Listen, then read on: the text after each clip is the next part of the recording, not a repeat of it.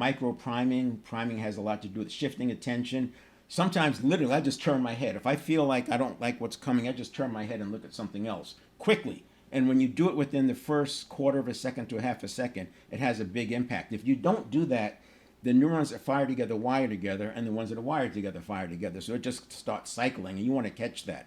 Another thing you can do, breathing always comes into play. When I was doing the cognitive bias research, it seemed like this, and this is one of the things that prompted me to take a different path, is virtually every solution to move back to an empowerment catalyst was like box breathing, taking a deep breath. So I said, okay, there's something else going on here.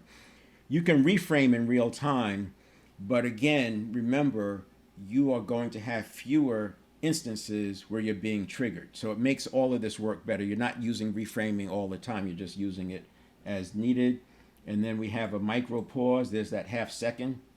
And you just condition that in. You just get used to pausing to, and you're not pausing to just be pausing. You're pausing to let the conscious mind process what the subconscious just handed off to it. Remember, you're coming from 11 million bits per second. The reticular activating system has filtered it in a way that you've trained it based on the template.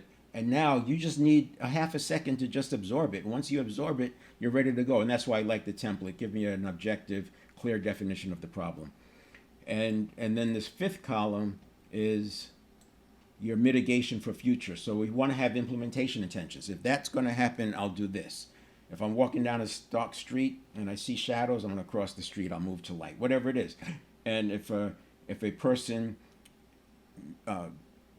drops the ball on an important project, I'm going to first ask for information. I'm not going to assume they did something wrong. I'm going to get their take on it. Whatever it is, you set these implementation intentions up. And what that does is, by using implementation intentions,